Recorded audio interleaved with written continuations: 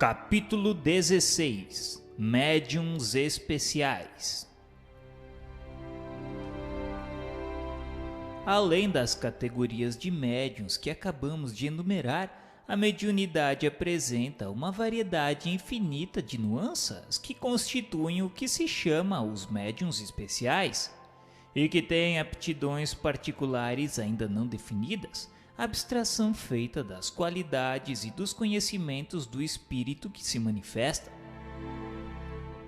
A natureza das comunicações é sempre relativa à natureza do espírito e leva a marca da sua elevação ou da sua inferioridade, do seu saber ou da sua ignorância.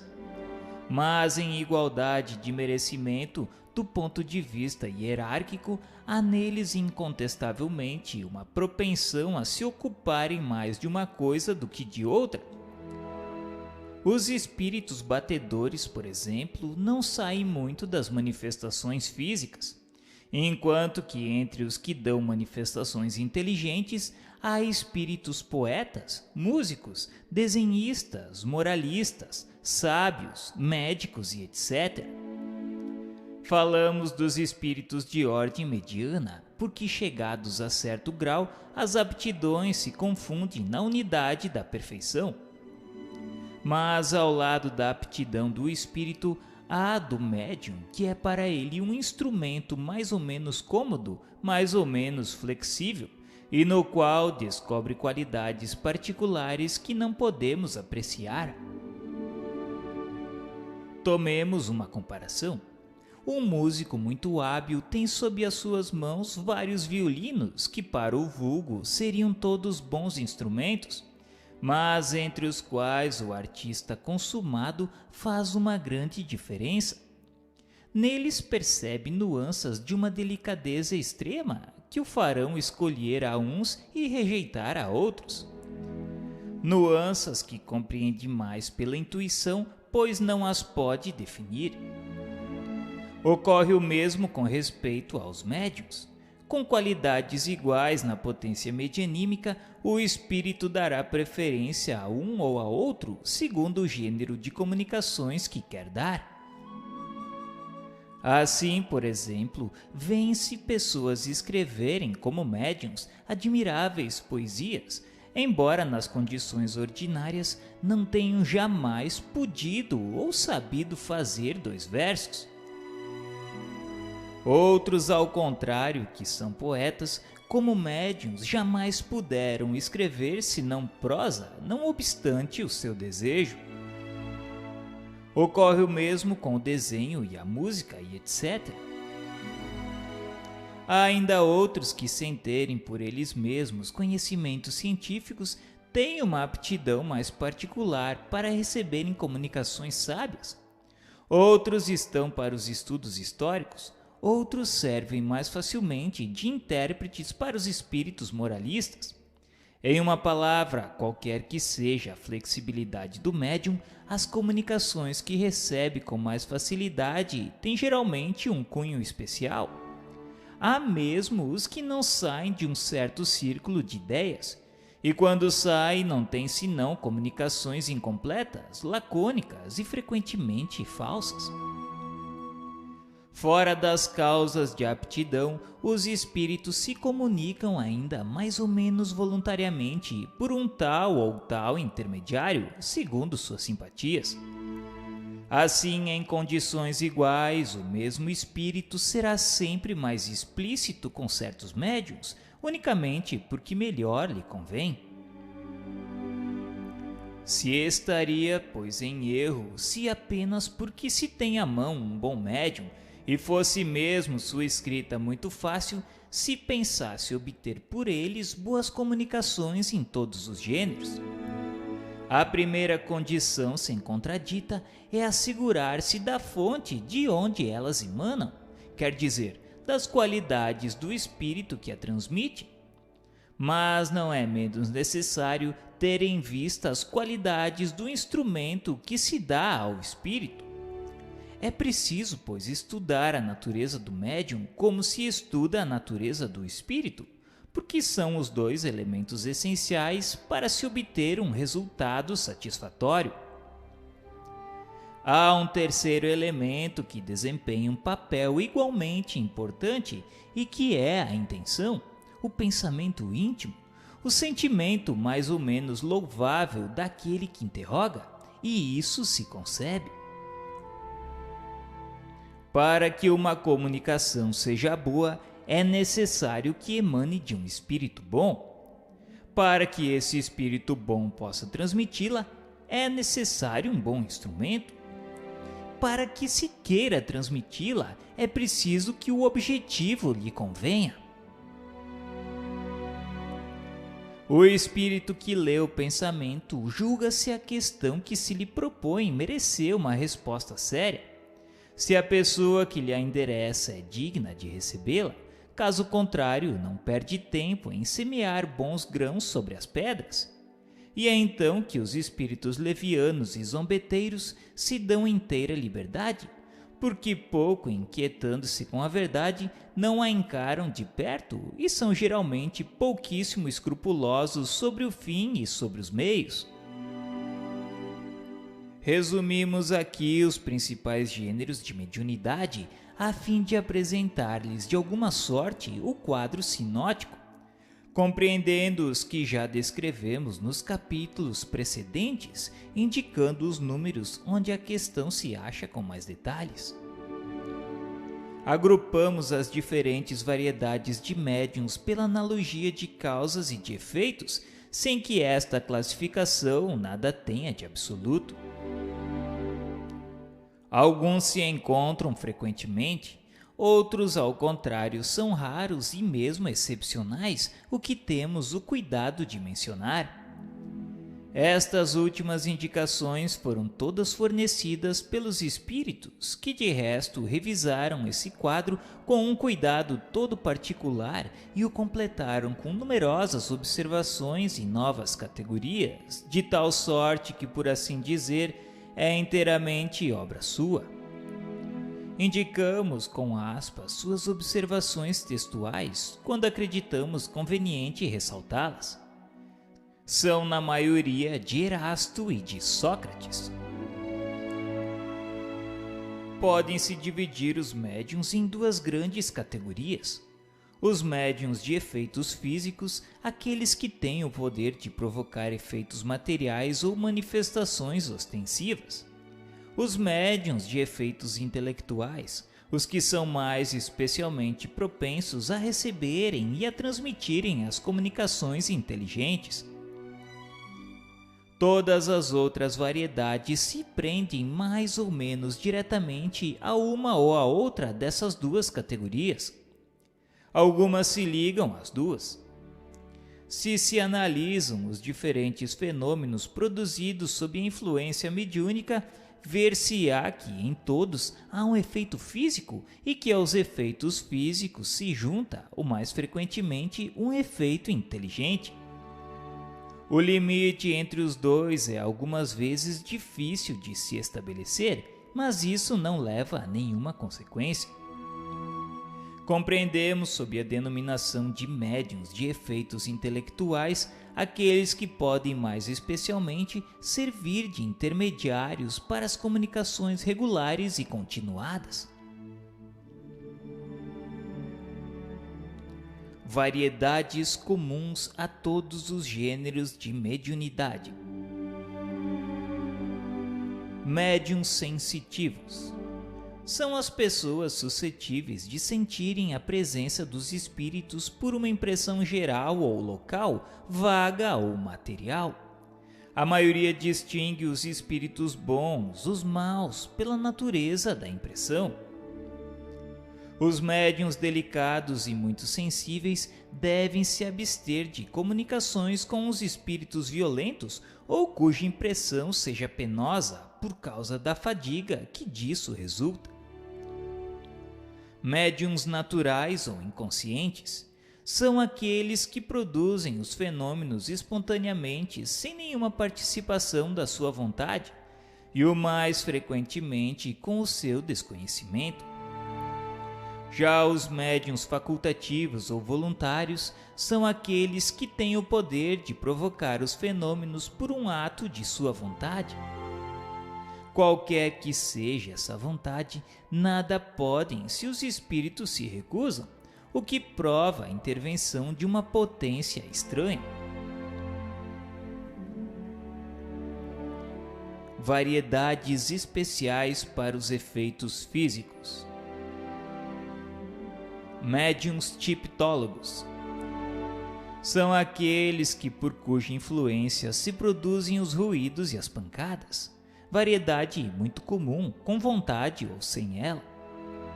Médiuns motores são aqueles que produzem o movimento dos corpos inertes e são muito comuns. Médiuns de translações e de suspensões são os que produzem a translação aérea e a suspensão dos corpos inertes no espaço sem ponto de apoio. Há os que podem elevar-se a si mesmo, mais ou menos raros segundo o desenvolvimento do fenômeno, mais raros no último caso. Médiuns de efeitos musicais provocam o funcionamento de certos instrumentos sem contato. Estes são muito raros. Médiuns de aparições são os que podem provocar aparições fluídicas ou tangíveis, visíveis para os assistentes, muito excepcionais. Médiuns de transportes são aqueles que podem servir de auxiliares aos espíritos para o transporte de objetos materiais. Variedade de médiuns motores e de translações são excepcionais. Médiuns noturnos são os que não obtêm certos efeitos físicos senão na obscuridade. Eis a resposta de um espírito à questão de saber se podem ser considerados esses médiuns como formando uma variedade.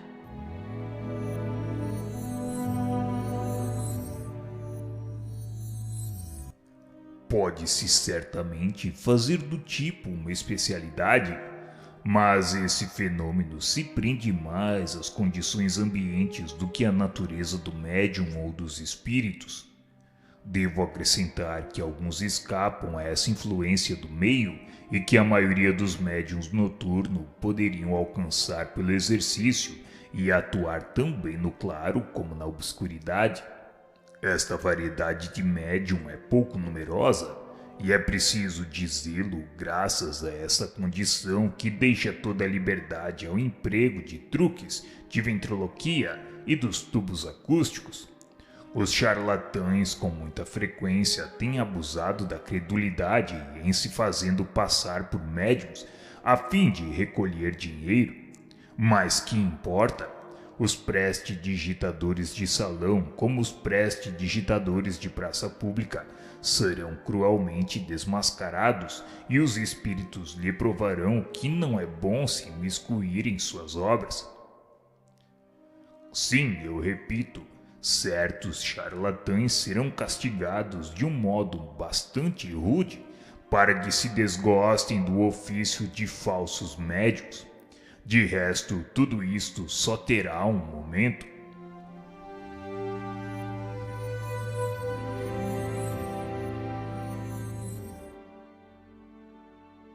Médiuns pneumatógrafos são os que obtêm a escrita direta, fenômeno muito raro e, sobretudo, muito fácil de ser imitado pelo charlatanismo. Nota: os espíritos insistiram contra nossa opinião em colocar a escrita direta entre os fenômenos de ordem física, pela razão, disseram, de que os efeitos inteligentes são aqueles pelos quais os espíritos se servem dos materiais cerebrais do médium, o que não ocorre no caso da escrita direta. A ação do médium é aqui toda material, enquanto que no médium escrevente, mesmo completamente mecânico, o cérebro desempenha sempre um papel ativo. Médiuns curadores são os que têm o poder de curar ou de aliviar pela imposição das mãos ou pela prece.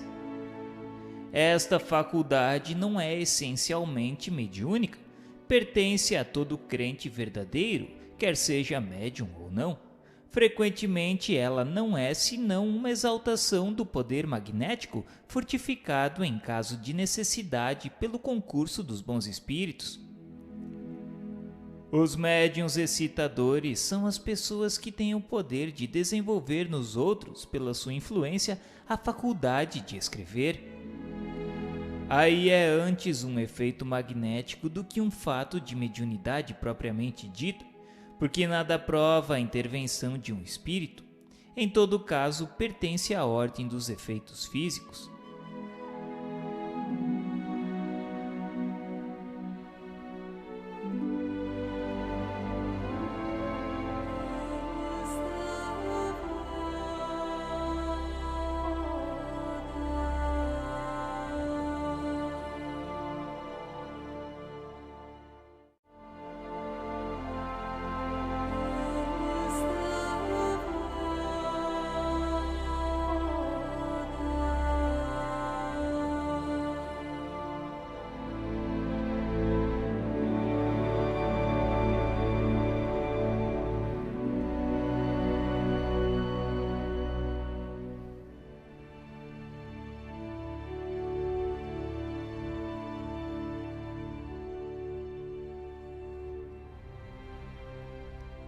Médiuns especiais para os efeitos intelectuais. Aptidões diversas. Médiuns audientes. Médiuns audientes são os que ouvem os espíritos e são bastante comuns. Nota: há muitos que creem ouvir o que não está senão em sua imaginação. Médiuns falantes são aqueles que falam sob a influência dos espíritos e são bastante comuns. Médiuns videntes são os que veem os espíritos em estado de vigília. A visão acidental e fortuita de um espírito numa circunstância particular é bastante frequente, mas a visão habitual ou facultativa dos espíritos sem distinção é excepcional. É uma aptidão à qual se opõe o estado atual dos órgãos, por isso é útil não crer sempre sob palavra naqueles que dizem ver os espíritos. Médiuns inspirados são aqueles cujos pensamentos são sugeridos pelos espíritos, o mais frequentemente com o seu desconhecimento, seja nos atos ordinários da vida, seja nos grandes trabalhos da inteligência. Médiuns de pressentimentos são as pessoas que, em certas circunstâncias, têm uma vaga intuição das coisas futuras vulgares. Médiuns proféticos são uma variedade dos médiuns inspirados ou de pressentimentos. Recebem com a permissão de Deus e com mais precisão do que os médiuns de pressentimentos a revelação das coisas futuras de um interesse geral e que estão encarregados de dá-las a conhecer aos homens para sua instrução. Se há verdadeiros profetas, mais ainda os há os falsos, e que tomam os sonhos de sua imaginação por revelações, quando não são velhacos que por ambição se fazem passar como tais. Médiuns sonâmbulos são aqueles que no estado de sonambulismo são assistidos pelos espíritos. Médiuns estáticos são os que no estado de êxtase recebem revelações da parte dos espíritos. Muitos estáticos são o joguete de sua própria imaginação e dos espíritos mentirosos que se aproveitam da sua exaltação. Os que merecem uma inteira confiança são muito raros. Médiuns pintores e desenhistas são aqueles que pintam ou desenham sob a influência dos espíritos. Falamos dos que obtêm coisas sérias, porque não se poderia dar esse nome a certos médiuns aos quais os espíritos zombeteiros levam a fazer coisas grotescas que desabonariam o último entre os escolares. Os espíritos levianos são imitadores. Na época em que apareceram os notáveis desenhos de Júpiter, surgiu um grande número de pretensos médiuns desenhistas, aos quais os espíritos mentirosos induziram a fazer as coisas mais ridículas. Um deles, entre outros, querendo eclipsar os desenhos de Júpiter, ao menos pela dimensão, se não pela qualidade, fez um médium desenhar um monumento usado num número bastante grande de folhas para atingir a altura de 2 andares.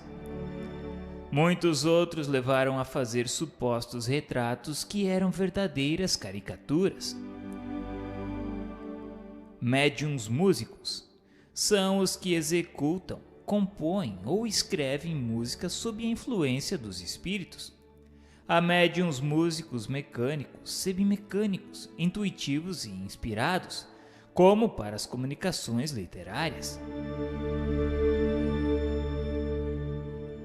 Variedade de médiuns escreventes. Primeiro, segundo modo de execução. Médiuns escreventes ou psicógrafos são os que têm a faculdade de escreverem eles mesmos sob a influência dos espíritos.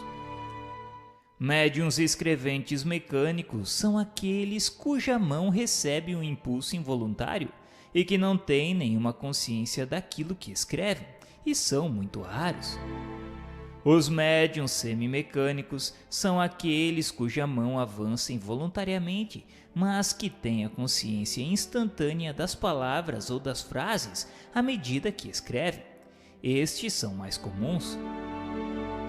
Médiuns intuitivos são aqueles com os quais os espíritos se comunicam pelo pensamento e cuja mão é guiada pela vontade. Diferem dos médiuns inspirados no particular de que estes últimos não têm necessidade de escrever, ao passo que o médium intuitivo escreve o pensamento que lhe é sugerido instantaneamente sobre um assunto determinado e provocado. São muito comuns, mas também muito sujeitos ao erro, porque frequentemente não podem discernir o que provém dos espíritos ou de si mesmos. Médiuns polígrafos são aqueles cuja escrita muda com o espírito que se comunica, ou que estão aptos a reproduzirem a escrita que o espírito tinha em vida. O primeiro caso é muito comum, já o segundo, de identidade de escrita, é muito raro. Médiuns poliglotas são os que têm a faculdade de falar ou de escrever em línguas que lhes são estranhas. Estes também são muito raros. Médiuns iletrados são os que escrevem como médiuns, sem saberem nem ler nem escrever em estado normal. Mais raros do que os precedentes, há uma maior dificuldade material a vencer. Segundo o desenvolvimento da faculdade. Médiuns nocivos são aqueles cujas faculdades não estão ainda completamente desenvolvidas e que se ressentem da experiência necessária. Médiuns improdutivos são os que não conseguem obter senão coisas insignificantes, monossílabos, traços ou letras sem continuidade. Médiuns feitos ou formados. Estes são aqueles cujas faculdades medianímicas estão completamente desenvolvidas, que transmitem as comunicações que recebem com facilidade, prontidão, sem hesitação. Concebe-se que este resultado não se pode obter senão pelo hábito, uma vez que, nos médiuns nocivos, as comunicações são lentas e difíceis. Médiuns lacônicos são aqueles cujas comunicações, embora fáceis, são breves e sem desenvolvimento. Médiuns explícitos. As comunicações que obtêm têm toda a amplitude e toda a extensão que se pode esperar de um escritor consumado. Esta aptidão prende-se à expansão e à facilidade de combinação de fluidos. Os espíritos os procuram para tratarem de assuntos que comportem grandes desenvolvimentos.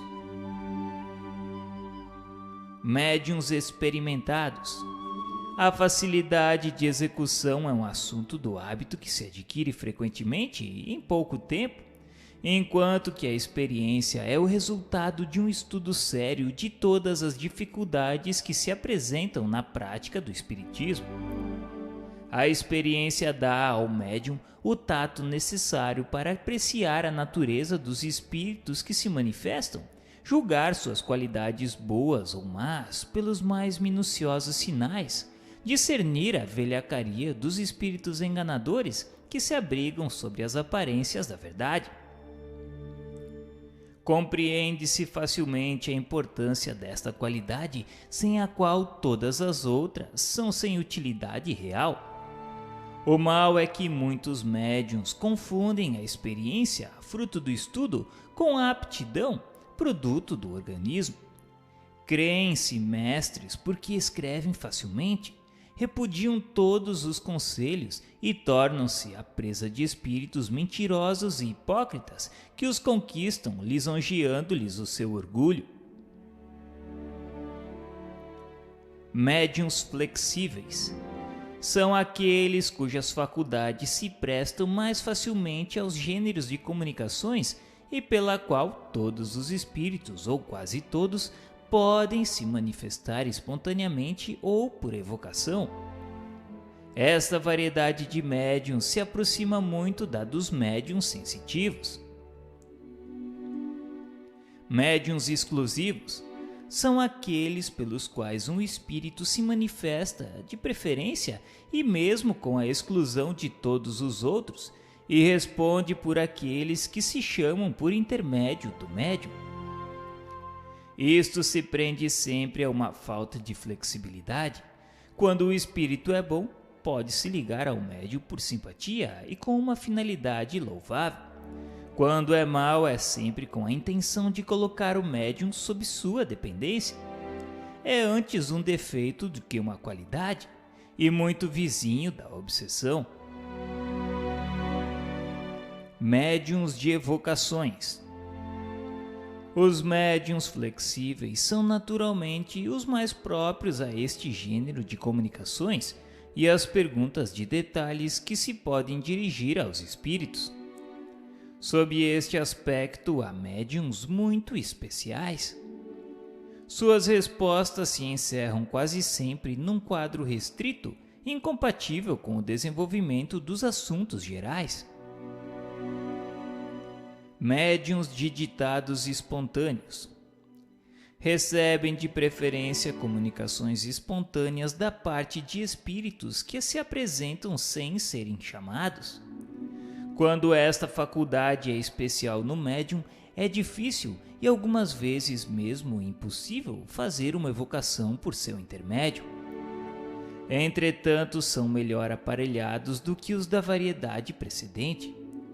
Compreendei que por aparelhagem se entendem aqui os materiais cerebrais, porque é preciso frequentemente, direi mesmo sempre, maior soma de inteligências para os ditados espontâneos do que para as evocações. Entendei aqui por ditados espontâneos os que verdadeiramente merecem esse nome e não algumas frases incompletas ou alguns pensamentos banais que se encontram em todas as estantes humanas.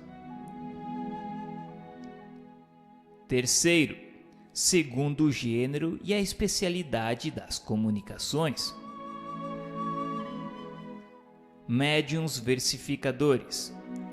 Obtém mais facilmente do que os outros comunicações versificadas, bastante comuns para os maus versos, muito raros para os bons. Médiuns poéticos. Sem obterem versos, as comunicações que recebem têm alguma coisa de vaporosa, de sentimental, nada neles denota rudeza. São mais do que os outros próprios à expressão de sentimentos ternos e afetuosos. Neles tudo é vago e seria inútil pedir-lhes algo preciso. São muito comuns. Médiuns positivos. Suas comunicações têm em geral um caráter de clareza e de precisão que se presta voluntariamente aos detalhes circunstanciais, às notícias exatas. Estes são bastante raros.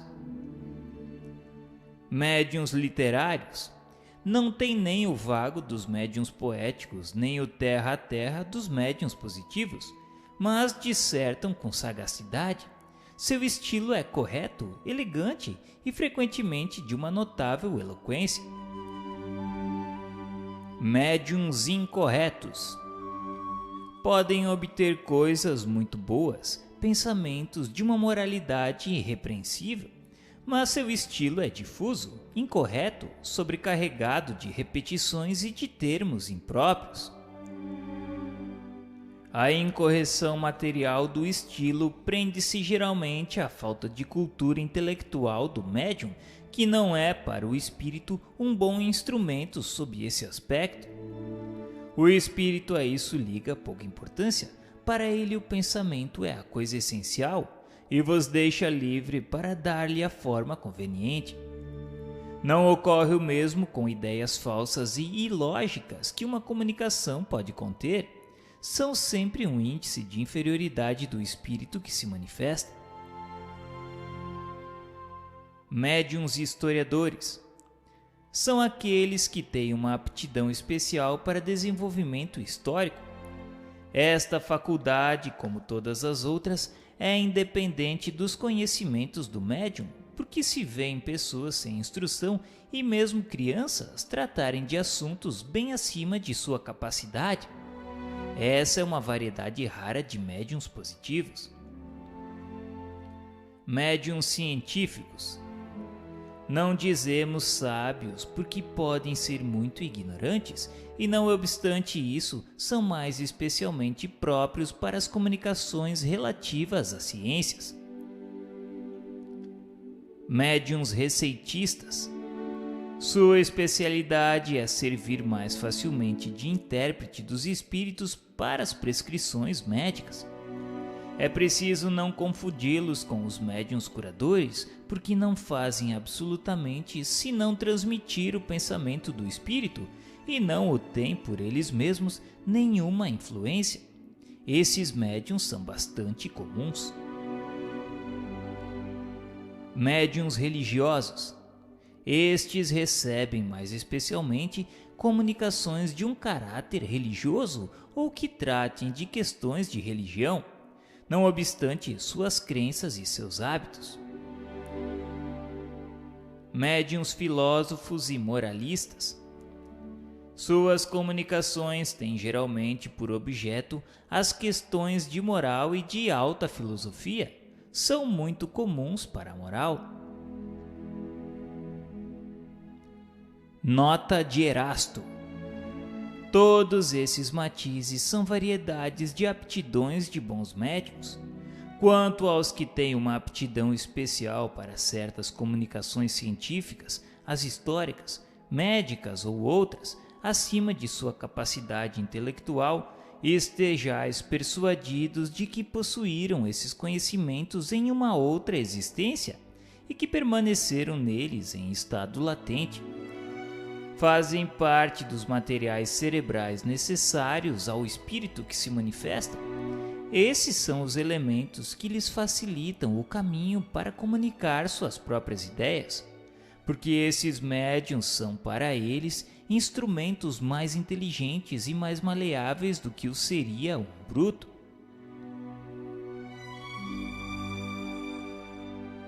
Médiuns de comunicações triviais e obscenas.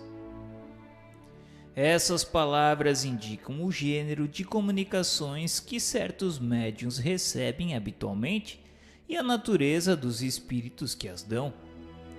Quem tem estudado o mundo espírita em todos os graus da escala sabe que os há cuja perversidade iguala com a dos homens mais depravados e que se comprazem em exprimir seus pensamentos em termos os mais grosseiros.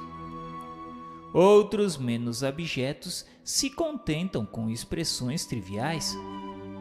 Compreende-se que esses médiuns devem ter o desejo de ficarem livres da preferência desses espíritos e que devem invejar aqueles que nas comunicações que recebem não tiveram jamais uma palavra malsã. Seria preciso uma estranha aberração de ideias e ter se divorciado do bom senso para crer que uma semelhante linguagem possa ser a dos bons espíritos. Quarto, segundo as qualidades físicas do médium. Médiuns calmos. Escrevem sempre com certa lentidão e sem experimentar a menor agitação. Médiuns velozes. Escrevem com uma rapidez maior do que poderiam fazê-lo voluntariamente no estado normal. Os espíritos se comunicam por eles com a prontidão do relâmpago. Dir-se-ia que há neles uma superabundância de fluido que lhes permite se identificar instantaneamente com o espírito. Esta qualidade algumas vezes é inconveniente, porque a rapidez da escrita torna esta muito difícil para ser lida por qualquer outro que não seja o médium. É muito cansativa porque desprende muito fluido inutilmente. Médiuns convulsivos. São de um estado de excitação quase febril. Sua mão e algumas vezes toda a sua pessoa é agitada por um tremor que não podem dominar. A causa primeira, sem dúvida, está no organismo, mas depende muito também da natureza dos espíritos que se comunicam por eles. Os espíritos bons e benevolentes produzem sempre uma impressão doce e agradável. Os maus, ao contrário, produzem uma impressão penosa. É preciso que esses médiuns não se sirvam, senão raramente, de sua faculdade medianímica, cujo uso muito frequente poderia afetar o sistema nervoso. Quinto, segundo as qualidades morais do médium.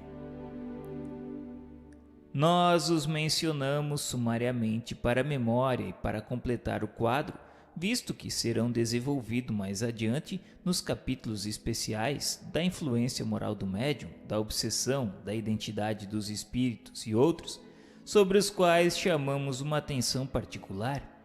Aí se verá a influência que as qualidades e as manias dos médiuns podem exercer sobre a firmeza das comunicações e quais são os que, com razão, se podem considerar como médiuns imperfeitos ou bons médiuns. Médiuns imperfeitos. Médiuns obsidiados. São aqueles que não podem se desembaraçar dos espíritos importunos e mentirosos, mas não se iludem.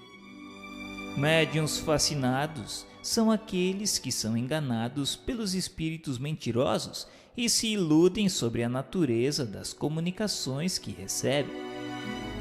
Médiuns subjugados são os que sofrem uma dominação moral e frequentemente material da parte dos maus espíritos. Médiuns levianos são os que não tomam sua faculdade a sério e dela não se servem senão por passatempo ou por coisas fúteis. Médiuns indiferentes são os que não tiram nenhum proveito moral das instruções que recebem e não modificam em nada sua conduta e seus hábitos. Médiuns presunçosos são os que têm a pretensão de serem os únicos em relação com os espíritos superiores, creem em sua infabilidade e consideram como inferior e errado tudo que não procede deles. Médiuns orgulhosos são os que se envaidecem das comunicações que recebem, creem não ter mais nada para aprender no espiritismo e não tomam para si as lições que recebem frequentemente da parte dos espíritos. Não se contentam com as faculdades que possuem e querem tê-las todas.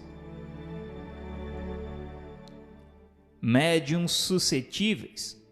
Esta é uma variedade de médiuns orgulhosos, melindram-se com as críticas das quais suas comunicações podem ser objeto, se irritam com a menor contrariedade e se mostram o que obtém é para que seja admirado e não para pedir pareceres. Geralmente tomam aversão pelas pessoas que não os aplaudem sem reserva e desertam das reuniões onde não possam se impor e dominar. Nota de Erasto: deixai-os irem se pavonearem em outra parte e procurarem ouvidos mais complacentes, ou se retirarem para o isolamento. As reuniões que se privam da sua presença não têm uma grande perda. Médiuns mercenários são os que exploram sua faculdade. Médiuns ambiciosos são os que, sem pôr a preço sua faculdade, esperam dela tirar quaisquer vantagens. Médiuns de má fé são os que, tendo faculdades reais, simulam as que não têm para se darem importância. Não se pode dar o título de médium a pessoas que, não tendo nenhuma faculdade medianímica, não produzem efeitos senão pela charlatanice. Médiuns egoístas são aqueles que não se servem de suas faculdades senão para seu uso pessoal e guardam para eles as comunicações que recebem. Médiuns invejosos são os que veem com despeito os outros médiuns melhor apreciados e que lhes são superiores. Todas essas más qualidades têm necessariamente a sua contrapartida no bem. Bons médiuns. Médiuns sérios são os que não se servem de sua faculdade senão para o bem e para as coisas verdadeiramente úteis. Creem profaná-la, fazendo-a servir à satisfação de curiosos e de indiferentes, ou para futilidades. Médiuns modestos são os que não se atribuem nenhum mérito pelas comunicações que recebem, por belas que sejam. Se consideram como estranhos e não se creem ao abrigo das mistificações. Longe de fugirem aos avisos desinteressados, os solicitam. Médiuns devotados são os que compreendem que o verdadeiro médium tem uma missão a cumprir e deve, quando isso seja necessário, sacrificar seus gostos, seus hábitos, seus prazeres, seu tempo e mesmo seus interesses materiais para o bem dos outros. Médiuns seguros são os que, além da facilidade de execução, merecem plena confiança por seu próprio caráter, a natureza elevada dos espíritos que os assistem e que são os menos expostos a serem enganados. Veremos mais tarde que esta segurança não depende de nenhum modo dos nomes mais ou menos respeitáveis que os espíritos tomam.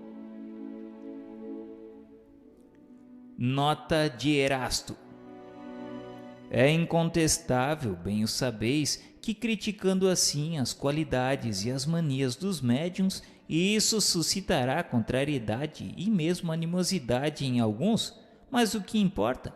A mediunidade se expande dia por dia mais, e o médium que tomasse estas reflexões por mal provaria uma coisa, que não é bom médium, quer dizer, que está assistido por maus espíritos.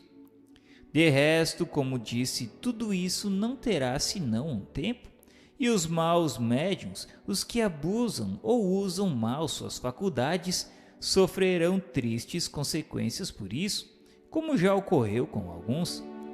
Aprenderão às suas custas o que custa fazer girar em proveito de suas paixões terrestres um dom que Deus não lhes havia dado senão para o seu adiantamento moral.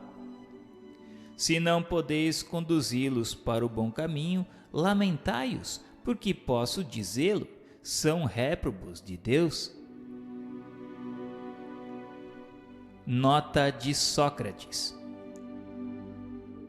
este quadro é de grande importância, não somente para os médiuns sinceros que procurarão de boa fé, lendo-o, de se preservar dos escolhos aos quais estão expostos, mas também para todos aqueles que se servem de médiuns, porque lhes dará a medida do que podem racionalmente deles esperar. Deveria estar constantemente sob os olhos de qualquer que se ocupe de manifestações e igualmente da escala espírita de que é complemento. Esses dois quadros resumem todos os princípios da doutrina e contribuirão mais do que pensais para conduzir o espiritismo ao verdadeiro caminho. Todas essas variedades de médiums apresentam graus infinitos em sua intensidade. Há várias que, propriamente falando, não são senão matizes, mas não deixam de ser o fato de aptidões especiais. Concebe-se que deve ser bastante raro que a faculdade de um médium seja rigorosamente circunscrita a um só gênero. O mesmo médium pode, sem dúvida, ter várias aptidões, mas há sempre uma que domina e é a que se deve se interessar em cultivar, se for útil. É um erro grave o de querer insistir no desenvolvimento de uma faculdade que não se a possui. É preciso cultivar todas das quais se reconhece o germe em si. Mas perseguir as outras, primeiro, é perda de tempo. E em segundo lugar, talvez perder, enfraquecer por certo aquelas de que se está dotado. Quando o princípio, o germe de uma faculdade existe, ela se manifesta sempre por sinais inequívocos. Restringindo-se em sua especialidade, o médium pode distinguir-se e obter grandes e belas coisas. Ocupando-se de tudo, não obterá nada de bem. Anotai de passagem que o desejo de estender indefinidamente o círculo de suas faculdades é uma pretensão orgulhosa que os espíritos jamais deixam impune. Os bons abandonam sempre o presunçoso, que se torna assim o joguete de espíritos enganadores. Infelizmente, não é raro verem-se médiuns que não se contentam com os dons que recebem e aspiram por amor próprio ou ambição a possuir faculdades excepcionais, próprias para fazê-los notados. Esta pretensão lhes tira a qualidade mais preciosa, a de médiuns seguros. O estudo da especialidade de um médium é necessário não só para este, mas também para o evocador. Segundo a natureza do espírito que se deseja chamar e as perguntas que se lhe quer dirigir, convém escolher o médium o mais apto para a coisa. Dirigir-se ao primeiro que chega é se expor às respostas incompletas ou errôneas. Tomemos uma comparação nos fatos usuais. Não se confiará uma redação, mesmo uma simples cópia, ao primeiro que chega porque sabe escrever. Um músico quer fazer executar um pedaço do canto de sua composição. Tem à sua disposição vários cantores, todos hábeis. Entretanto, não os tomará ao acaso. Escolherá para seu intérprete aquele cuja voz, cuja expressão, cujas qualidades todas, numa palavra, responde melhor à natureza do trecho. Os espíritos fazem o mesmo com respeito aos médiuns e devemos imitar os espíritos. De outra parte, há que se notar que os matizes que a mediunidade apresenta e aos quais poder-se-ia juntar outros não estão sempre em relação com o caráter do médium. Assim, por exemplo, um médium naturalmente alegre e jovial pode ter habitualmente comunicações sérias, mesmo severas, e vice-versa. É ainda uma prova evidente de que atua sob a impulsão de uma força estranha. Voltaremos a este assunto no capítulo que trata da influência moral do médium.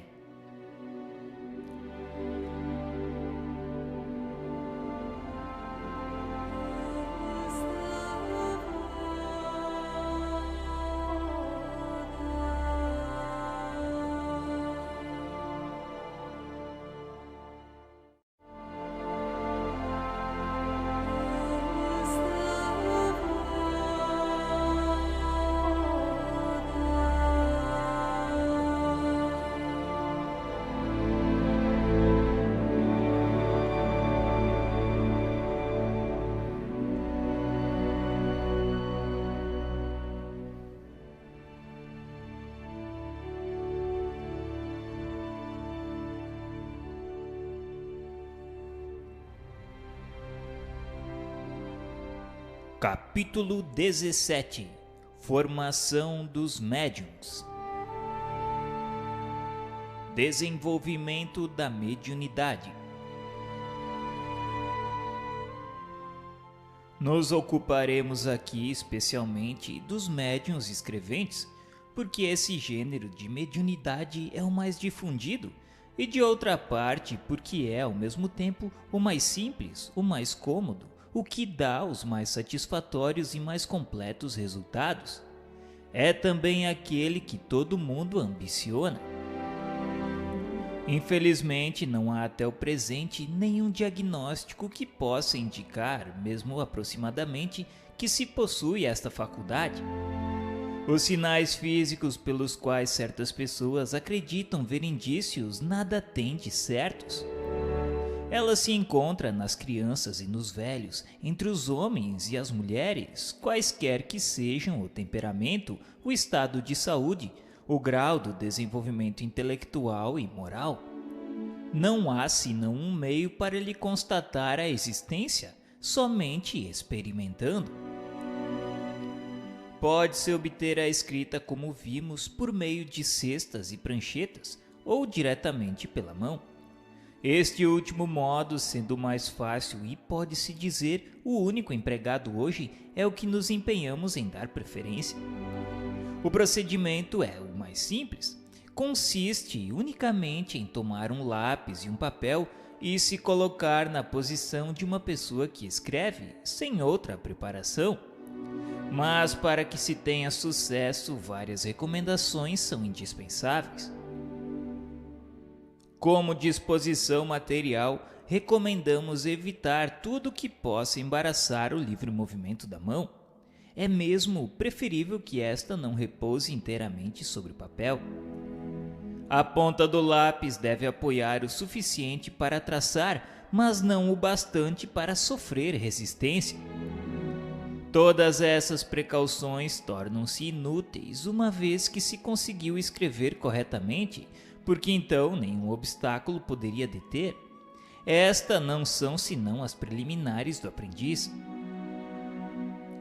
É indiferente servir-se da caneta ou do lápis. Certos médiuns preferem a caneta, mas esta não pode convir senão àqueles que estão formados e que escrevem pausadamente. Há os que escrevem com tal velocidade que o uso da caneta seria quase impossível, ou pelo menos muito incômodo. Ocorre o mesmo quando a escrita é brusca e irregular, ou quando se comunicam espíritos violentos que batem com a ponta e a quebram, destroçando o papel. O desejo de todo médium aspirante, naturalmente, é o de poder se comunicar com o espírito das pessoas que lhe são caras. Mas deve moderar sua impaciência, porque a comunicação com um espírito determinado frequentemente oferece dificuldades materiais que a tornam impossível para o principiante. Para que um espírito possa se comunicar, é necessário entre ele e o médium um relacionamento fluídico que não se estabelece sempre instantaneamente. Não é senão à medida que a faculdade se desenvolve que o médium adquire pouco a pouco a aptidão necessária para entrar em relação com o primeiro espírito que chegue. Pode ocorrer, pois, que aquele com quem se quer comunicar não esteja em condições propícias para fazê-lo, malgrado sua presença. Como pode ocorrer também que não tenha nem a possibilidade nem a permissão de se entregar ao apelo que lhe é feito. Por isso, convém no início não se obstinar em chamar um espírito determinado com exclusão de todos os outros, porque ocorre frequentemente que não seja com este que as relações fluídicas se estabeleçam com mais facilidade, qualquer que seja a simpatia que se tem por ele. Antes, pois, de pensar em obter comunicações de tal ou tal espírito, é preciso dedicar-se ao desenvolvimento da faculdade. E para isso é preciso fazer uma chamada geral e se dirigir sobretudo ao seu anjo guardião. Não há aqui fórmula sacramental quem pretende oferecer uma pode ousadamente ser taxado de charlatanice, porque para os espíritos a fórmula não é nada. Todavia, a evocação deve sempre ser feita em nome de Deus. Pode-se fazê-la nos termos seguintes ou equivalentes. Peço a Deus Todo-Poderoso permitir a um bom espírito se comunicar comigo e me fazer escrever. Peço também ao meu anjo guardião dignar-se, assistir-me e afastar os maus espíritos.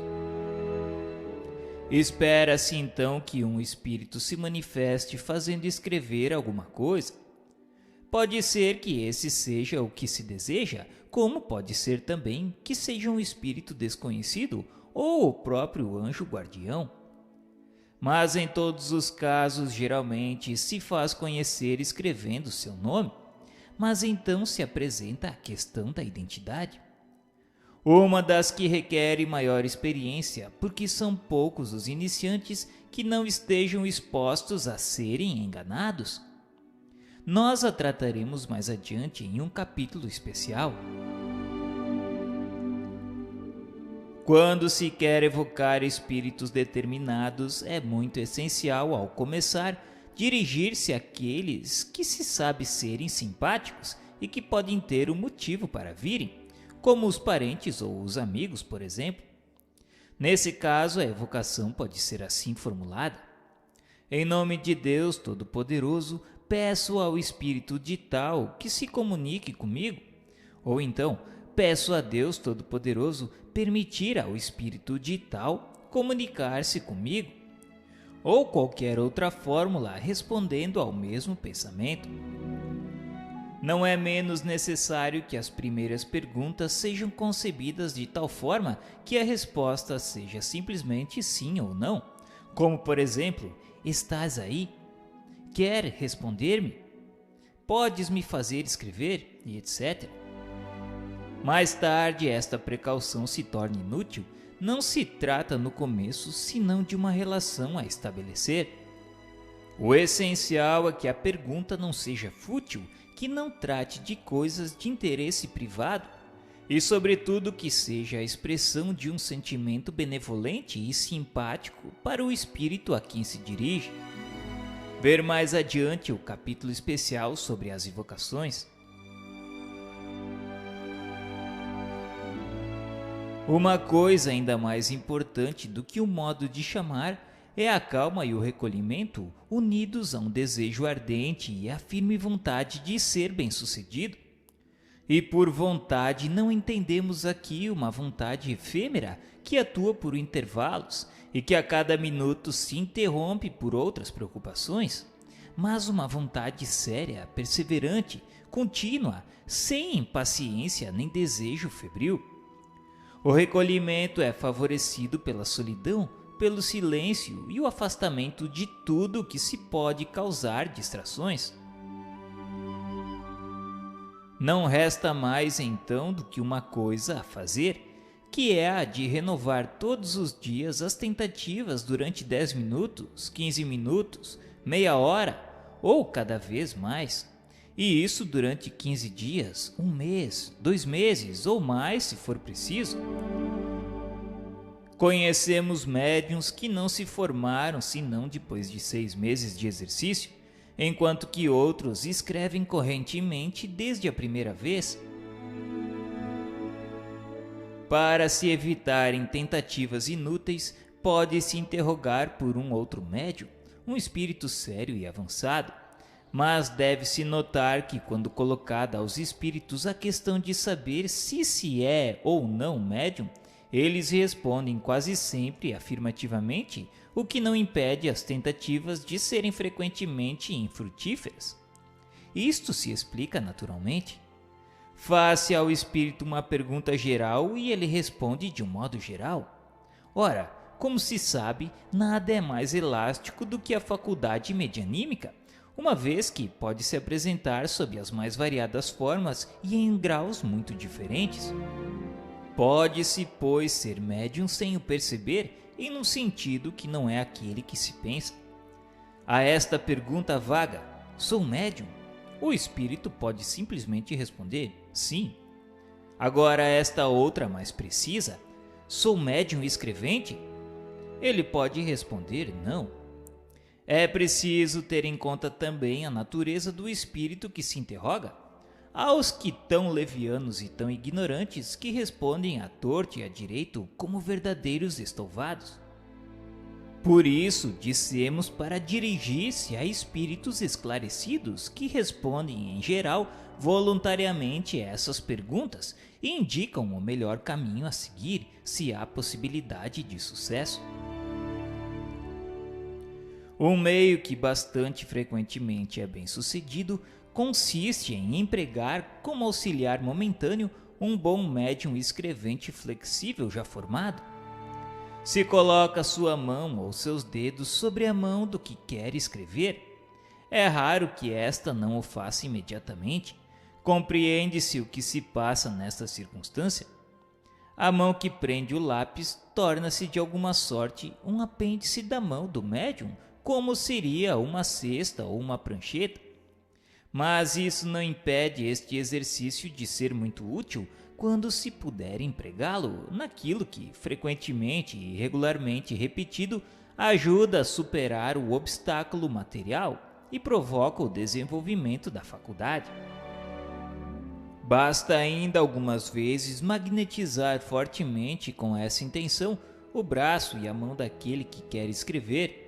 Frequentemente mesmo o magnetizador se limita a colocar sua mão sobre a espádua e o vimos escrever prontamente sob essa influência. O mesmo efeito pode igualmente se produzir sem nenhum contato e só pelo fato da vontade. Concebe-se sem esforço que a confiança do magnetizador e sua própria força para produzir esse resultado deve desempenhar aqui um grande papel e que um magnetizador incrédulo teria pouca ou nenhuma ação. O concurso de um guia experimentado, de outra parte, é algumas vezes muito útil para fazer observar ao iniciante uma porção de pequenas precauções que frequentemente negligencia em detrimento da rapidez do progresso. Sobretudo para esclarecê-lo sobre a natureza das primeiras perguntas e a maneira de as colocar. Seu papel é o de um professor, o qual se dispensa quando se está bastante hábil. Um outro meio que pode também contribuir poderosamente para o desenvolvimento da faculdade consiste em reunir um certo número de pessoas, todas animadas do mesmo desejo e pela identidade de intenções.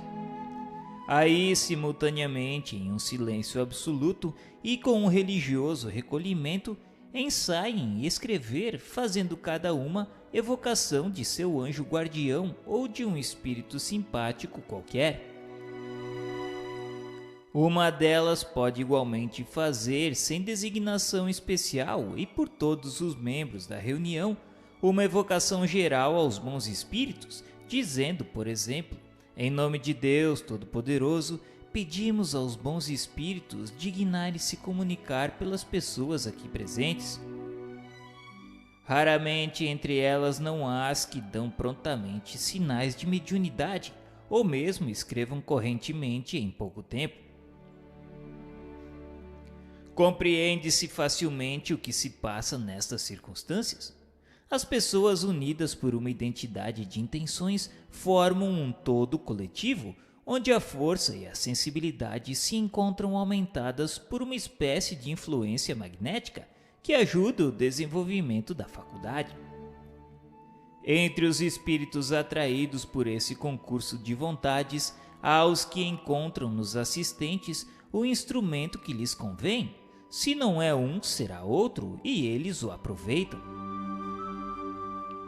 Este meio deve, sobretudo, ser empregado nos grupos espíritas que tenham falta de médiuns, ou que não os tenham em número suficiente. Tem-se procurado procedimentos para a formação de médiuns, como se procuraram diagnósticos. Mas até o presente não os conhecemos mais eficazes do que aqueles que indicamos. Na persuasão de que o obstáculo ao desenvolvimento da faculdade é uma resistência toda material, certas pessoas pretendem vencê-las por uma espécie de ginástica quase deslocante do braço e da cabeça.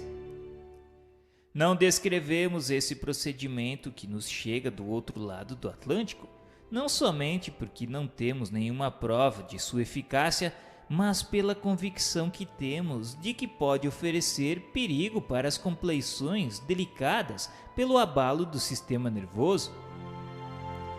Se os rudimentos da faculdade não existem, nada poderia dá-los, mesmo a eletrização, que foi empregada sem sucesso com o mesmo objetivo. A fé do médium novato não é uma condição religiosa. Sem contradita, ela secunda os esforços, mas não é indispensável. A pureza de intenção, o desejo e a boa vontade bastam.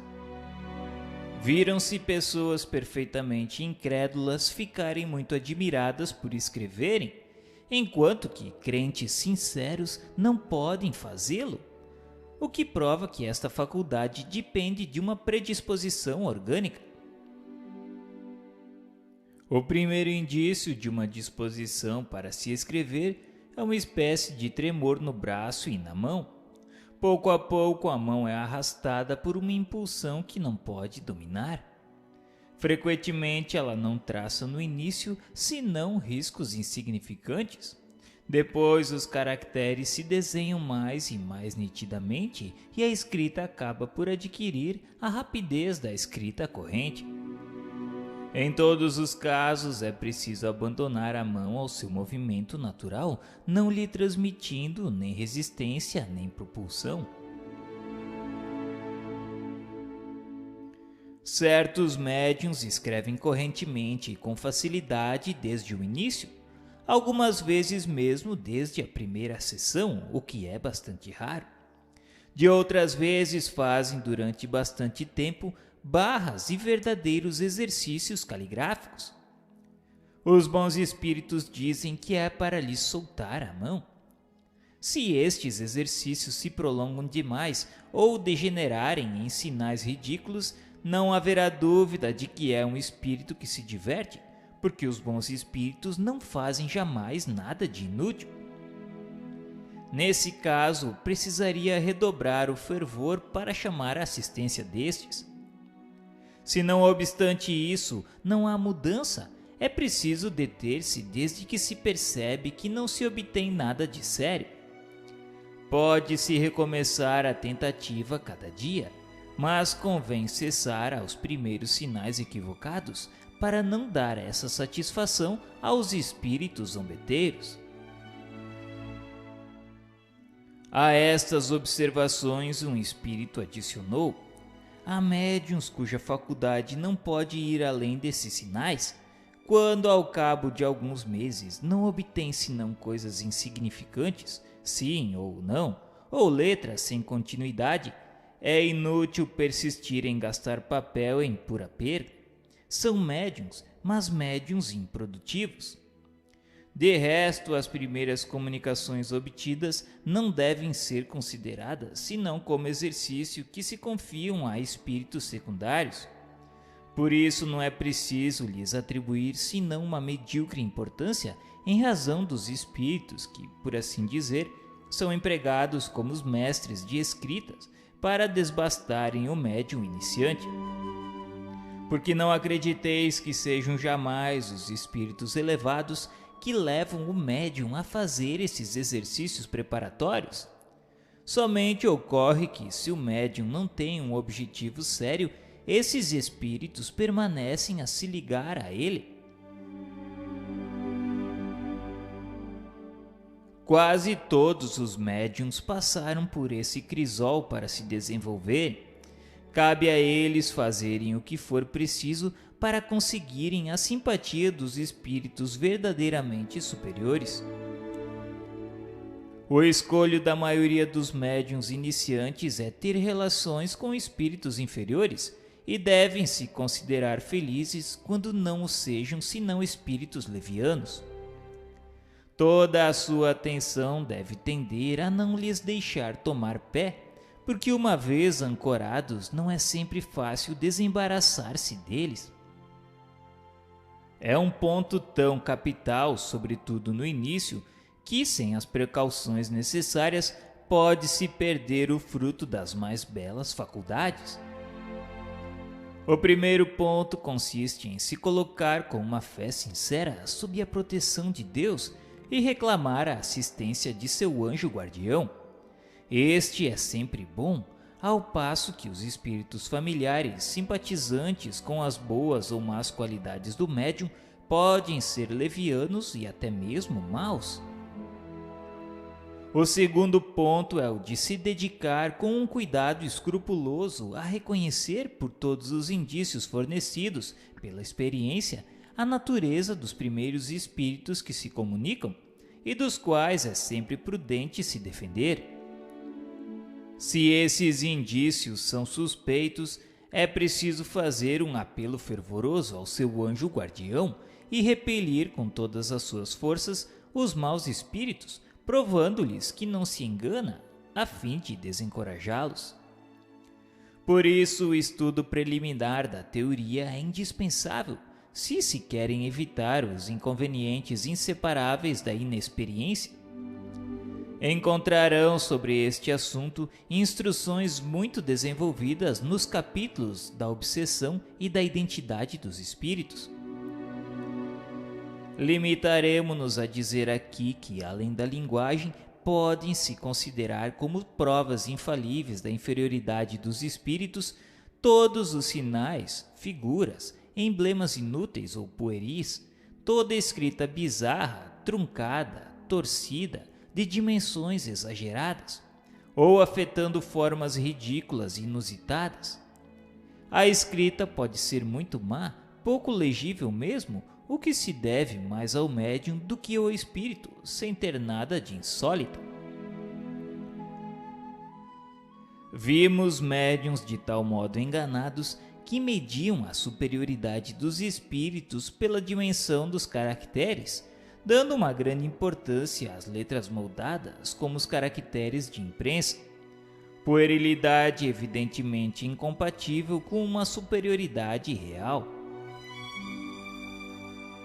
Se é importante não cair o médium sem o querer na dependência dos maus espíritos, ou é ainda mais não fazê-lo voluntariamente? E não é preciso senão um desejo imoderado de escrever, crendo que é indiferente se dirigir ao primeiro que chegue, salvo se dele se possa desembaraçar mais tarde, se não convém mais. Porque não se pede impunemente assistência para o que seja a um mau espírito que pode fazer pagar caros seus serviços. Algumas pessoas impacientes em verem se desenvolver nelas a faculdade mediúnica muito lenta na sua aptidão, tiveram a ideia de evocar em sua ajuda um espírito qualquer, mesmo que fosse mau, contando despedi-lo em seguida. Vários foram servidos como queriam e escreveram imediatamente. Mas o espírito, não se importando de ter sido tomado na pior hipótese, foi menos dócil para ir-se do que para vir. Conhecemos os que foram punidos pela sua presunção em se crerem bastante fortes para os afastarem à sua vontade, por anos de obsessões de toda espécie, pelas mistificações as mais ridículas, por uma fascinação tenaz e mesmo por infelicidades materiais e as mais cruéis decepções. O espírito se mostra primeiro abertamente mau, depois hipócrita, a fim de fazer acreditar em sua conversão ou na pretendida força de seu subjugado para o perseguir à vontade. A escrita é às vezes muito legível, as palavras e as letras perfeitamente destacadas, mas com certos médiuns é difícil de decifrar por outro que não seja o que escreve. É preciso para isso adquirir o hábito. Com bastante frequência é formada aos traços largos, os espíritos são poucos econômicos de papel. Quando uma palavra ou uma frase é muito pouco legível, pede-se ao espírito o favor de recomeçar, o que ele faz geralmente de boa vontade. Quando a escrita é habitualmente ilegível, mesmo para o médium, este chega quase sempre a obtê-la mais limpa por exercícios frequentes e firmes, empregando uma forte vontade e pedindo com ardor ao espírito para ser mais exato. Certos espíritos frequentemente adotam sinais convencionais que passam a usar nas reuniões habituais. Para indicar que uma pergunta lhe desagrada e que não quer respondê-la, farão, por exemplo, uma longa barra ou qualquer coisa equivalente. Quando o espírito terminou o que tinha a dizer ou não quer mais responder, a mão fica imóvel e o médium, qualquer que seja sua força e sua vontade, não pode obter uma palavra a mais. Ao contrário, enquanto o espírito não tiver concluído, o lápis caminha sem que seja possível a mão deter-se. Se quer dizer espontaneamente alguma coisa, a mão toma convulsivamente o lápis e se põe a escrever sem poder a ela se opor. O médium, aliás, sente quase sempre em si alguma coisa que lhe indica, se não há senão uma parada ou se o espírito terminou. É raro que não sinta quando este partiu.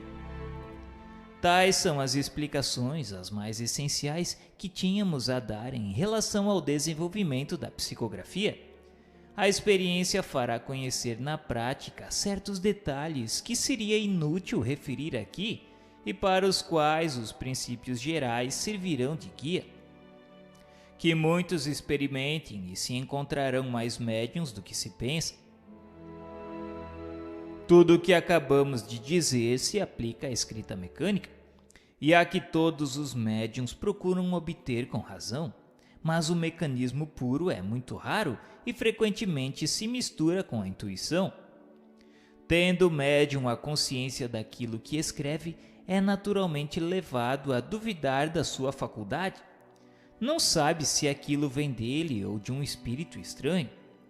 Não tem nada com que se inquietar e deve continuar mesmo assim, que observe com atenção e reconhecerá facilmente naquilo que escreve uma porção de coisas que não estavam no seu pensamento e mesmo que lhe são contrárias. Prova evidente que não vem dele. Que continue, pois, e a dúvida se dissipará com a experiência. Se não é dado ao médium ser exclusivamente mecânico, todas as tentativas para obter esse resultado serão infrutíferas, e estaria errado em se crer deserdado por isso. Se não está dotado senão da mediunidade intuitiva, é preciso que com ela se contente e não deixará de propiciar-lhe grandes serviços, se sabe aproveitá-la e se não a repele.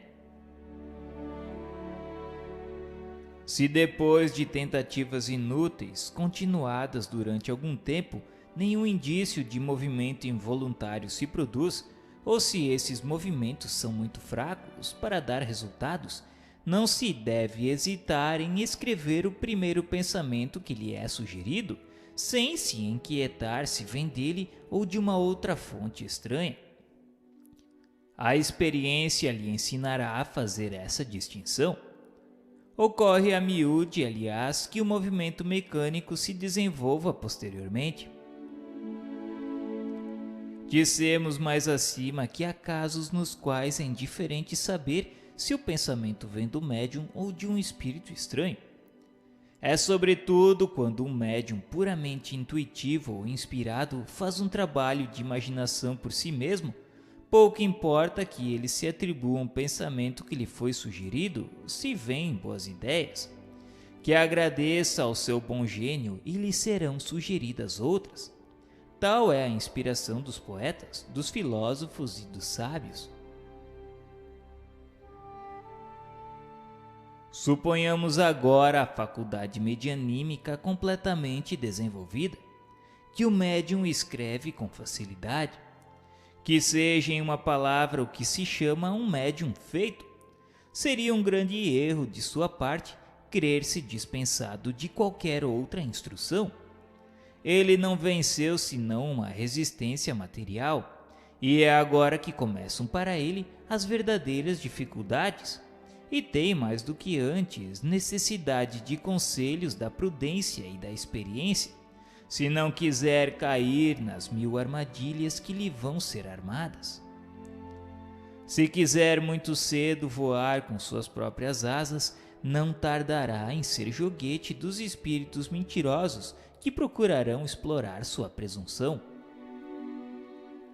Uma vez a faculdade desenvolvida no médium, é essencial que dela não se abuse. A satisfação que ela proporciona a certos principiantes excita neles um entusiasmo que é importante moderar. Deve pensar que lhe é dada para o bem e não para satisfazer uma vã curiosidade. Por isso é útil não se servir dela senão nos momentos oportunos e não a cada instante. Não estando os espíritos constantemente às suas ordens, correm o risco de serem joguetes dos mistificadores. É bom adotar, nesse caso, dias e horas determinados, porque isso proporciona disposições de mais recolhimento e os espíritos que quiserem vir acham-se prevenidos e, em consequência, estão mais dispostos.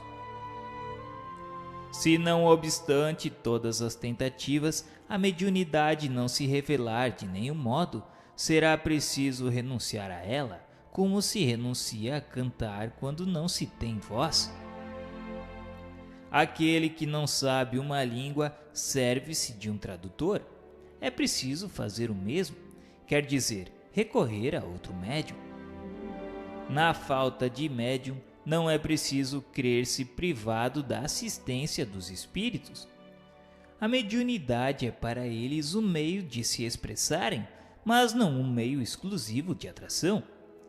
Os que se nos afeiçoam estão ao nosso lado, sejamos ou não médiuns. Um pai não abandona um filho por este ser surdo e cego, e não poder vê-lo nem ouvi-lo. Cerca-o com sua solicitude, como fazem os bons espíritos conosco. Se não podem nos transmitir materialmente seu pensamento, vem em nossa ajuda pela inspiração.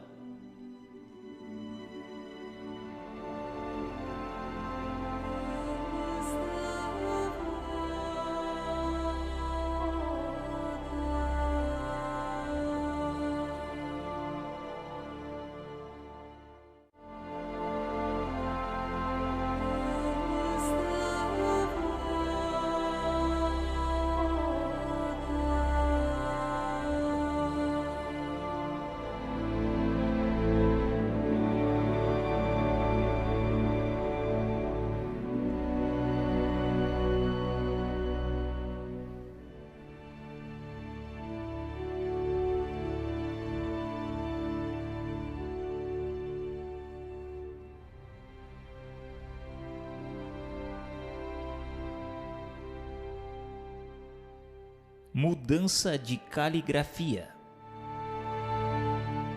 Um fenômeno muito comum nos médiuns escreventes é a mudança de caligrafia segundo os espíritos que se comunicam, e o que há de mais notável é que a mesma caligrafia se reproduz constantemente com o mesmo espírito, e algumas vezes é idêntica com a que tinha em vida. Veremos mais tarde as consequências que disso se podem tirar quanto à identidade. A mudança de caligrafia não ocorre senão com os médiuns mecânicos e semimecânicos, porque neles o movimento da mão é involuntário e dirigido pelo espírito. Não ocorre o mesmo com os médiuns puramente intuitivos, tendo em vista que, nesse caso, o espírito atua unicamente sobre o pensamento e a mão é dirigida pela vontade, como nas circunstâncias comuns. Mas a uniformidade da caligrafia, mesmo nos médiuns mecânicos, não prova absolutamente nada contra a faculdade, não sendo a mudança uma condição absoluta na manifestação dos espíritos. Ela se prende a uma aptidão especial da qual os médiuns, os mais mecânicos, não estão sempre dotados. Nós designamos os que têm essa aptidão sob o nome de médiuns polígrafos. A faculdade medianímica está sujeita a interminências e a suspensões momentâneas, seja para as manifestações físicas, seja para a escrita. Eis a resposta dos espíritos a algumas perguntas feitas a esse respeito. Os médiuns podem perder sua faculdade? Isso ocorre frequentemente, qualquer que seja o gênero dessa faculdade. Mas frequentemente também isso não é senão uma interrupção momentânea que cessa com a causa que a produziu.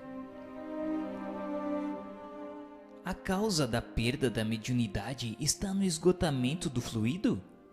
De qualquer faculdade que o médium esteja dotado, ele nada pode sem o concurso simpático dos espíritos. Quando não obtém mais nada, não é sempre a faculdade que lhe falta. Frequentemente são os espíritos que não querem mais ou não podem mais se servirem dele. E qual a causa do abandono do médium pelos espíritos? O uso que ele faz da sua faculdade é o que mais influi sobre os bons espíritos. Podemos abandoná-lo quando dela se serve para coisas frívolas ou com objetivos ambiciosos. Quando se recusa a transmitir nossa palavra ou os nossos fatos aos encarnados que os pedem ou que têm necessidade de ver para se convencerem. Esse dom de Deus não é dado ao médium para que se divirta e ainda menos para servir à sua ambição, mas para o seu próprio melhoramento e para fazer conhecer a verdade aos homens. Se o espírito vê que o médium não responde mais aos seus objetivos e não aproveita as instruções e as advertências que lhe dá, se retira para procurar um protegido mais digno. O espírito que se retira não pode ser substituído, e nesse caso não se compreenderia a suspensão da faculdade? Não faltam espíritos ansiosos por se comunicarem e que estão prontos para substituírem os que se retiram. Mas quando é um bom espírito que deixa um médium, pode muito bem não abandoná-lo, senão momentaneamente, e privá-lo por um certo tempo de qualquer comunicação, a fim de lhe servir de lição e provar-lhe que sua faculdade não depende dele e que dela não se deve se envaidecer. Essa impotência momentânea é também para dar ao médium a prova de que escreve sobre uma influência estranha, pois de outro modo não teria interminência. De resto, a interrupção da faculdade não é sempre uma punição. Testemunha, algumas vezes, a solicitude do espírito para com o médium com o qual se afeiçoa. Quer lhe proporcionar um repouso material que julga necessário, e nesse caso não permite aos espíritos que o substituam. Se observa, entretanto, médiuns muito dignos, moralmente falando, que não têm nenhuma necessidade de repouso e estão muito contrariados com interrupções das quais não compreendem o objetivo. É a fim de pôr sua paciência à prova e julgar sua perseverança. Por isso os espíritos não assinalam em geral nenhum termo a essa suspensão. Querem ver se o médium se aborrecerá. Frequentemente é também para dar-lhe tempo de meditar as instruções que lhe deram, e é nessa meditação dos nossos ensinamentos que reconhecemos os espíritas verdadeiramente sérios. Não podemos dar esse nome aos que não são, na realidade, senão amadores em comunicações. É necessário, nesse caso, que o médium continue suas tentativas para escrever? Se o espírito lhe aconselha assim, se lhe manda abster-se, deve fazê-lo. E haveria um meio de abreviar essa prova? A resignação e a prece. De resto, basta fazer cada dia uma tentativa de alguns minutos, porque seria inútil perder seu tempo em ensaios infrutíferos. A tentativa não tem outro objetivo que assegurar se a faculdade está recuperada. A suspensão não implica no afastamento dos espíritos que se comunicam habitualmente? De nenhum modo. O médium está então na posição de uma pessoa que perdeu momentaneamente a visão e por isso não estaria menos cercada de seus amigos, embora não possa vê-los. O médium pode, pois, e mesmo deve, continuar a se entreter pelo pensamento com seus espíritos familiares e estar persuadido de que é por eles ouvido. Se a falta da mediunidade pode privá-lo de comunicações materiais com certos espíritos, não pode privar das comunicações morais. Assim, a interrupção da faculdade medianímica não implica sempre numa censura da parte dos espíritos? Não, sem dúvida, uma vez que pode ser uma prova de benevolência. E por que meio se pode reconhecer uma censura nessa interrupção? Que um médium interrogue sua consciência e que se pergunte sobre o uso que faz da sua faculdade, o bem que dela resulta para os outros, o proveito que retirou dos conselhos que lhe foram dados, e terá aí a resposta. O médium que não pode escrever não pode recorrer a outro médium? Isso depende da causa da interrupção. Esta tem frequentemente por motivo de vos deixar algum tempo sem comunicações, depois de haver-vos dado conselhos, a fim de que não vos habitueis a nada fazer por senão nós. Nesse caso, não teria melhor resultado servindo-se de outro médium, e que tem ainda um objetivo, que é o de vos provar que os espíritos são livres e que não dependem de vos fazê-los caminhar ao seu bel prazer. É também por esta razão que aqueles que não são médiuns não têm todas as comunicações que desejam. Nota: há com efeito a observar que aquele que recorre a um terceiro para as comunicações, não obstante a qualidade do médium, não obtém frequentemente nada de satisfatório, enquanto que em outra oportunidade as respostas são muito explícitas. Isso depende de tal modo da vontade do espírito que de nada adianta mudar de médium. Os próprios espíritos parecem a esse respeito se porem de acordo, porque os que não se obtém de um, de outro não se obterá melhor. É preciso se guardar então de insistir e de se impacientar, se não se quer ser joguete dos espíritos mentirosos, que responderão a quem o deseja a toda força, e os bons espíritos os deixarão fazê-lo para punirem nossa insistência.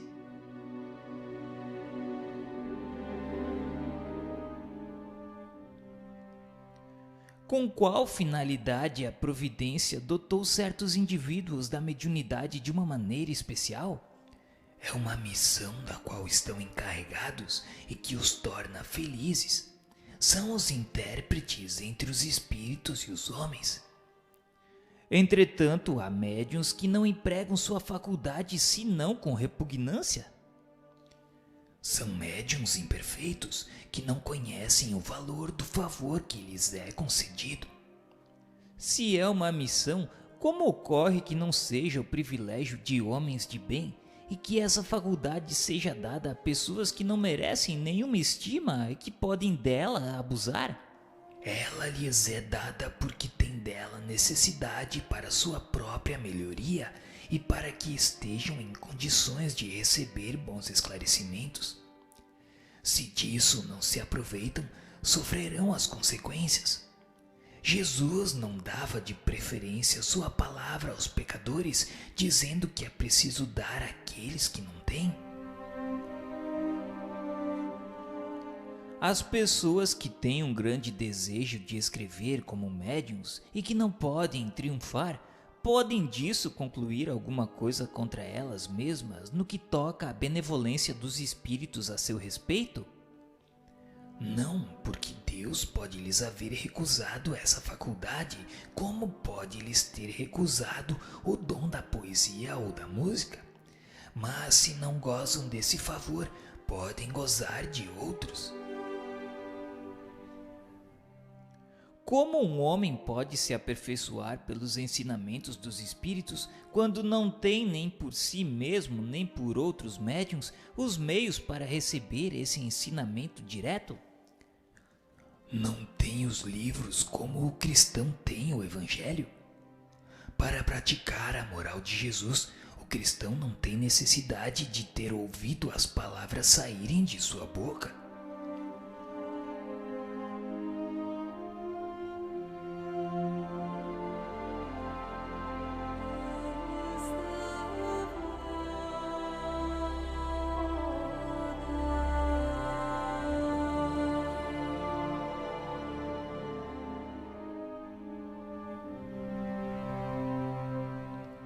Capítulo 18 – Inconvenientes e perigos da mediunidade.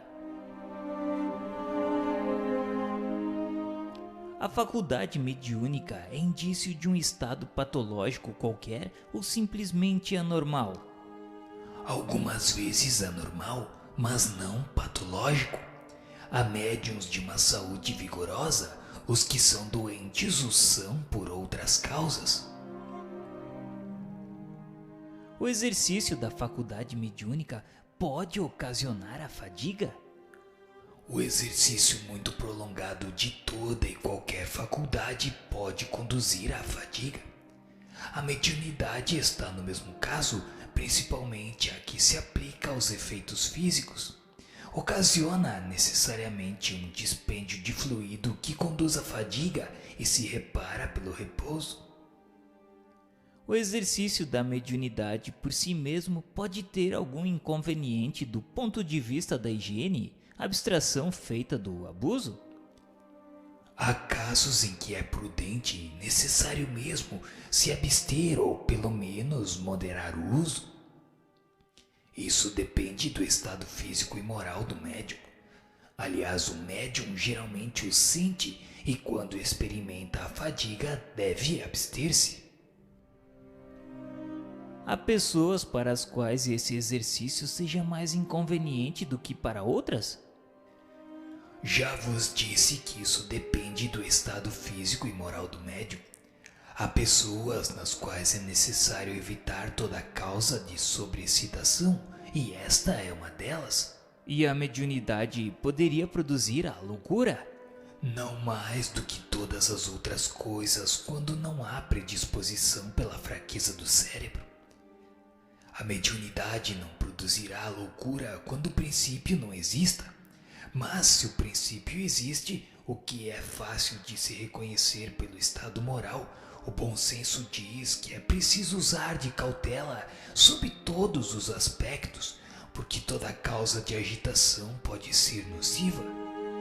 Há inconvenientes em desenvolver a mediunidade na criança? Certamente. E sustento que é muito perigoso, porque esses organismos fracos e delicados seriam muito abalados e sua jovem imaginação muito excitada.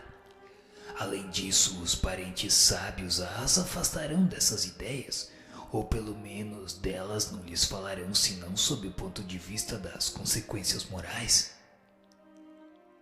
Entretanto, há crianças que são médiuns naturalmente, seja para os efeitos físicos, seja para a escrita e as visões. Isto também é inconveniente? Não. Quando a faculdade é espontânea numa criança, é porque está na sua natureza e sua constituição a ela se presta. Não ocorre o mesmo quando é provocada e superexcitada. Notai que a criança que tem visões geralmente pouco se impressiona com isso, que lhe parece uma coisa muito natural, a qual presta bastante fraca atenção e que a miúde esquece. Mais tarde o fato lhe vem à memória e se conhece o espiritismo, explica-se facilmente. E qual é a idade na qual se pode, sem inconveniente, se ocupar da mediunidade? Não há idade precisa e isso depende inteiramente do desenvolvimento físico e ainda mais do desenvolvimento moral. Há crianças de 12 anos que serão menos afetadas do que certas pessoas adultas. Falo da mediunidade em geral, mas a que se aplica aos efeitos físicos é mais fatigante corporalmente. A escrita tem um outro inconveniente que se relaciona com a inexperiência da criança, no caso em que quisesse dela se ocupar sozinho e com ela divertir-se.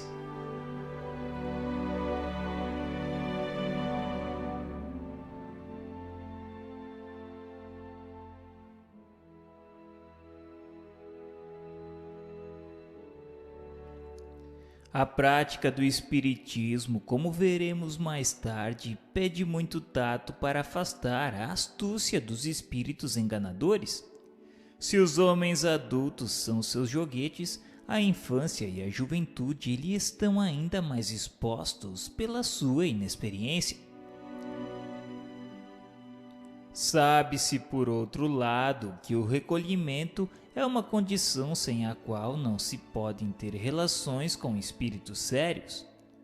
As evocações feitas com leviandade e por gracejo são uma verdadeira profanação que abre um fácil acesso aos espíritos zombadores e malfazejos.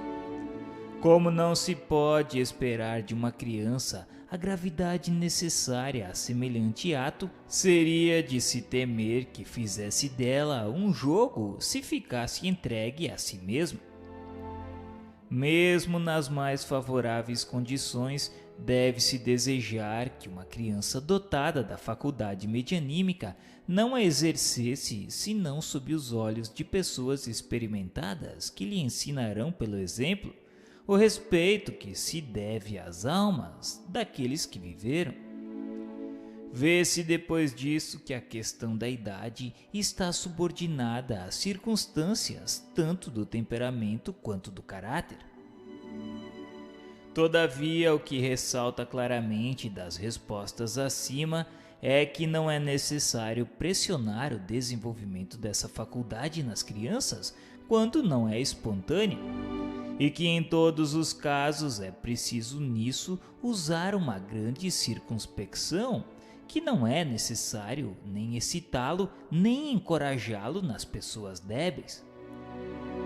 É preciso disso afastar por todos os meios possíveis aqueles que tenham dado os menores sintomas de excentricidade nas ideias ou no enfraquecimento das faculdades mentais, porque há nelas predisposição evidente à loucura que qualquer causa superexcitante pode desenvolver. As ideias espíritas não têm a esse respeito uma influência maior, mas a loucura, vindo a se declarar, tomaria o caráter da preocupação dominante, como tomaria um caráter religioso se a pessoa se entregasse com excesso às práticas da devoção, e disso faria-se o espiritismo responsável. O melhor a fazer com todo o indivíduo que mostre uma tendência à ideia fixa é dirigir suas preocupações para outro lado, a fim de proporcionar repouso aos órgãos fracos. Para maiores esclarecimentos, indicamos a leitura do parágrafo 12º da introdução de O Livro dos Espíritos.